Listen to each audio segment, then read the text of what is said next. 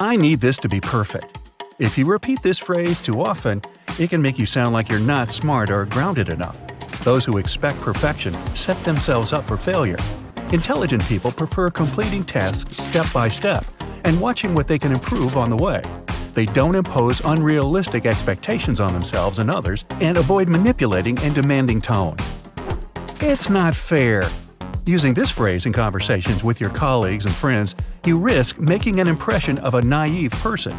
Everyone around knows that life is unfair, so expecting justice may sound a little childish. Instead of complaining, smart people ask, "What can I do right now to improve this situation?" They have the skill to negotiate win-win conditions, openly discuss what they're ready to give and what they're expecting to get. No offense, but isn't the best way to start a conversation either.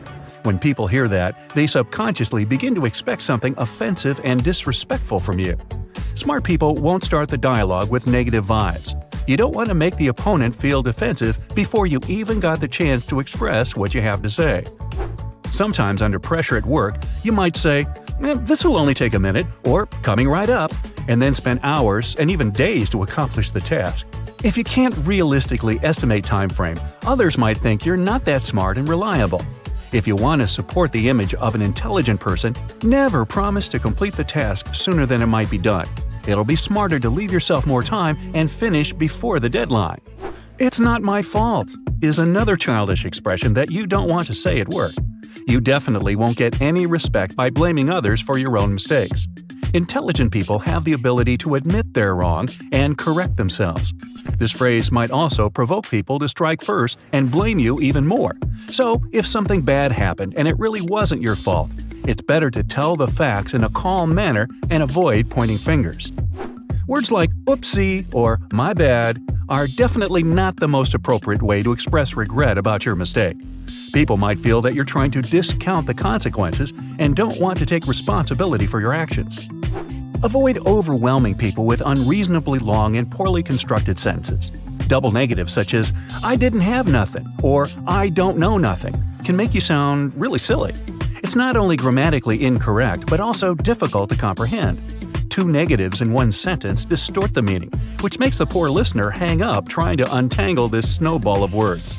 "I have a silly question," or "this might be silly but," and other phrases, in which you call yourself not so smart, usually appear when you're not confident enough and want to play it safe. Smart people try to avoid this because they don't feel embarrassed to ask any questions. That's how they get smart. If you lack confidence but strive to make other people respect you, start taking yourself seriously and avoid judging your own actions as silly. Avoid finishing sentences with "and stuff." It sounds immature and can take the listener away from the essence of your conversation. If you're voicing a list, it's better to name all points clearly. This will make you look more responsible and focused. Your colleagues and friends don't have to guess what you meant by "stuff." Avoid parasite words like like, and other fillers in your speech. The same thing with words like literally, kind of, sort of, and the like.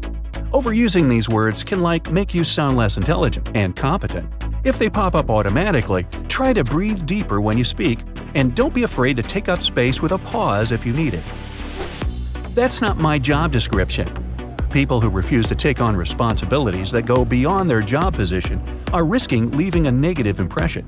Others may think you're not interested in personal growth and accomplish your minimum capacity only to get your paycheck. Of course, you need to protect your rights and stop anyone from using your time for free. So, smart people use such cases as an excuse to negotiate a promotion or salary raise instead of just brushing off the task. Never mention your high IQ as evidence that you're smarter than everyone else.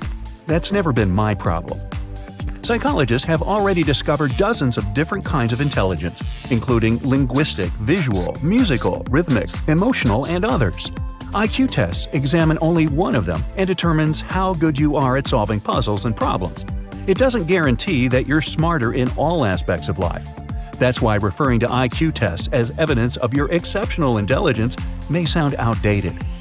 Nowadays, technologies develop rapidly and innovations quickly become history. That's why the phrase, "I've always done it this way," makes you sound a bit lazy and resistant to progress. It makes people wonder why you didn't take the time to improve your routines. If you often repeat words that make you sound lazy and passive, it's unlikely that your boss will be eager to entrust you with responsible tasks and promotion. Another easy way to sound silly is to use words that you really don't understand in your vocabulary. If you're not 100% sure about the meaning of the word or its proper pronunciation, Google it, or at least avoid using this word. Be careful with using too many buzzwords and professional slang just to sound cool, especially with people who don't know the meaning of those words. It can make you sound like you're a robot who lacks empathy and quotes a business book. It's okay to say, "I'm not sure," from time to time if you're talking about certain facts. But if you're expressing your own opinion and putting too many qualifiers in every sentence, this may sound confusing and awkward. Smart people have faith that their point of view matters and express their subjective opinion loud and clear to avoid unnecessary chaos. Sometimes we all get overwhelmed by seemingly impossible missions. Repeating the phrase, "I can't do it," won't get you any help or support, but it can make you sound silly and lazy. Smart people look for solutions instead of making excuses, and if they really don't have the proper experience or skills to accomplish the task, they don't hesitate to ask for help. Addressing your male colleagues with "dude" or "bro" can leave a disrespectful aftertaste. The same goes for girls when it comes to females. Conservative people might find this highly inappropriate and even offensive. If you work for a very informal startup and this form of communication is considered normal, make sure it's okay to call someone bro before doing it. When you say, "I'll try," it'll make you sound like you don't have enough confidence in your ability to complete the task. Intelligent people know that they are responsible for their own actions. If you claim out loud that you doubt your capabilities, others will doubt you even more. People who aren't business savvy tend to judge without doing detailed research.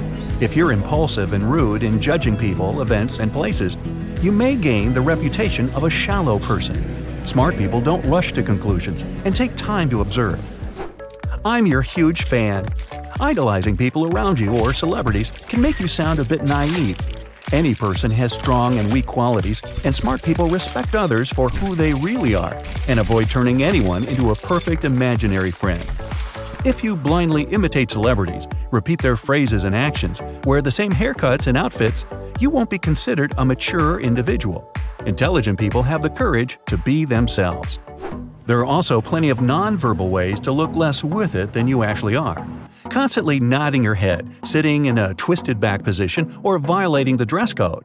If your company demands all employees to wear business casual for corporate events, and you show up wearing jeans and a hoodie, people might think you lack awareness and respect. I'll be back in 20 minutes. If you have a habit of leaving such notes at your workplace, people may think you're not very smart. A customer who has just arrived at a cafe or store and sees a closed door with this note doesn't know when you left. They can't estimate how long they need to wait. That's why it's more intelligent to indicate the exact time when you plan to return to your workplace. Got it? Good.